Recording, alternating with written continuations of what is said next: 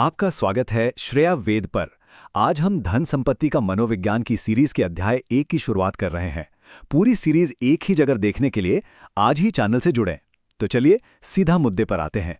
जब पैसों की बात आती है ना, तो हम अक्सर दूसरों को देखकर सोचते हैं कि अरे ये कैसी बेवकूफ़ी कर रहा है, या ये तो बिल्कुल पागलपन है। लेकिन आज के इस विश्लेषण का सबसे बड़ा और अहम पहलू यही है कि पैसों के मामले में असल में कोई भी मूर्ख नहीं है। जी हां, आपने एकदम सही सुना। हम सभी अपने अपने जीवन के अनुभवों के आधार पर वित्तीय फैसले लेते हैं। जो बात किसी और को एकदम पागलपन लग सकती है, वही बात हमारे लिए उस वक्त पूरी तरह से तार्किक और सही होती है। जरा इस बात पर गौर कीजिए, ये आंकड़ा सच में हैरान करने वाला है।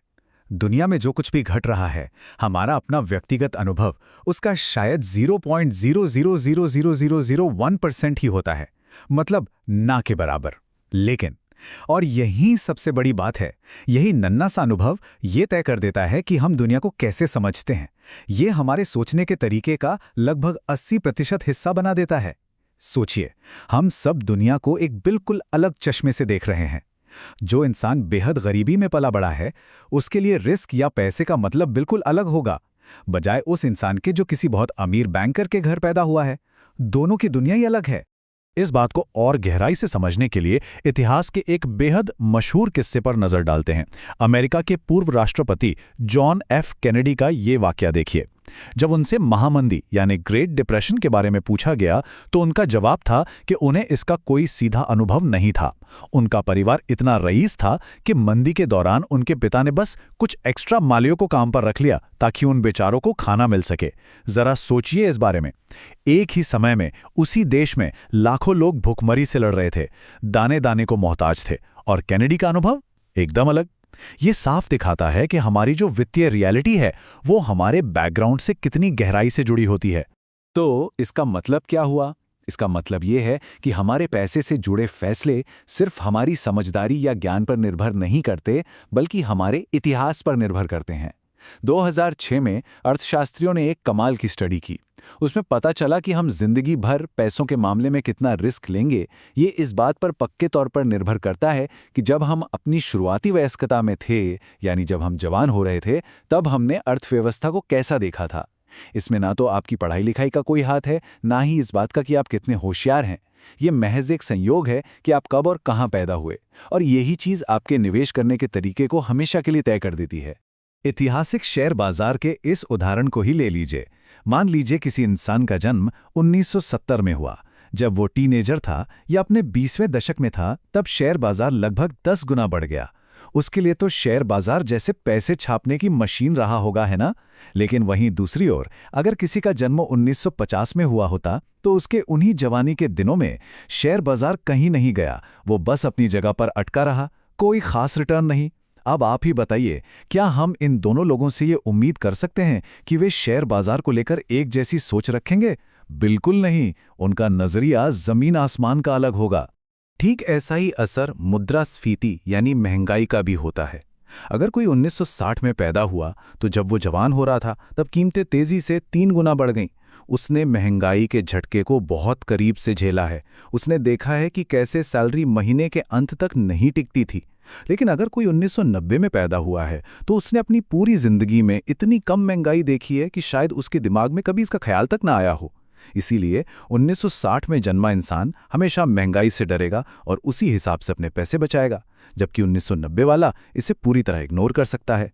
मजे की बात यह है कि दोनों ही अपनी अपनी जगह बिल्कुल सही हैं, बस उनके अनुभव अलग हैं। चलिए अब एक ऐसे विषय पर बात करते हैं जिस पर अक्सर लोग दूसरों को बहुत जज करते हैं। एक सवाल जो बार बार मन में आता है, सबसे कम आय वाले परिवार लॉटरी टिकट क्यों खरीदते हैं? हम में से बहुत से लोगों को ये बात पूरी तरह से बेवकूफ़ी लगती है।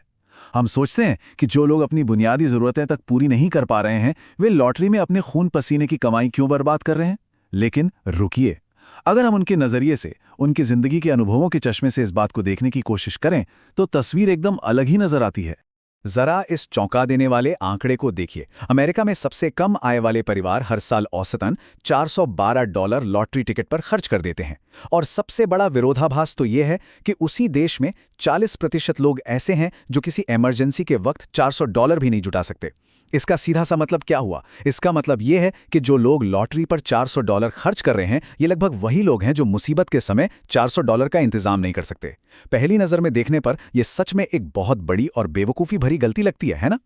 लेकिन इस पूरे विश्लेषण का सबसे दिलचस्प और गहरा पहलू यही है कि उनके लिए ये कोई मूर्खतापूर्ण जुआ नहीं है। असल में ये एक सपने की कीमत चुकाना है। जो लोग पेचेक टू पेचेक जी रहे हैं, जिनके पास किसी अच्छी नौकरी, शानदार छुट्टियों या एक सुरक्षित घर की कोई उम्मीद नहीं है, उनके लिए लॉटरी का टिकट ही वो इकलौता साधन है जो उन्हें ये सपना देखने का मौका देता है कि वे भी वो सब पा सकते हैं जो अमीर लोगों के पास पहले से मौजूद हैं। वे बस उस एक सपने की कीमत चुका रहे हैं। और ईमानदारी से कहें तो जब तक कोई खुद उनकी स्थिति में ना हो, बिना किसी फाइनेंशियल सिक्योरिटी के जिंदगी ना बिताए, तब तक इस सोच और इस तर्क को समझना बहुत मुश्किल है। तो इस सबसे बड़ा रहस्योद्घाटन क्या होता है? बात बस इतनी सी है कि हम सभी पैसों के मामले में अभी नौसिखिए हैं। जी हां, हम सब सीख ही रहे हैं। हम पैसों के मामले में इतनी गलतियां आखिर करते क्यों हैं? लोग अक्सर सही रास्ते से क्यों भटक जाते हैं? इसका जवाब ये नहीं है कि हम पागल हैं या हमें समझ नहीं है।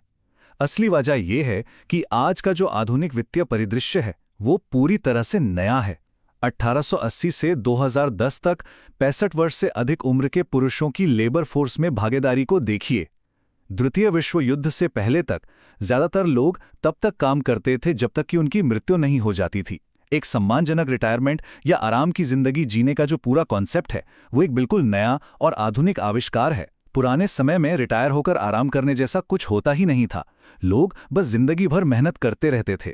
आधुनिक फाइनेंस की इस आश्चर्यजनक नवीनता को देखेंगे तो आप हैरान रह जाएंगे।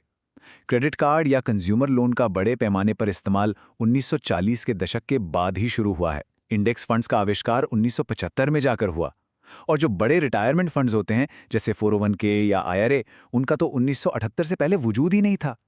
इसका सीधा सा मतलब यह है कि हमारे पास इन सभी टूल्स का इस्तेमाल करने के लिए पीढ़ियों का कोई पैतृक अनुभव या ज्ञान नहीं है।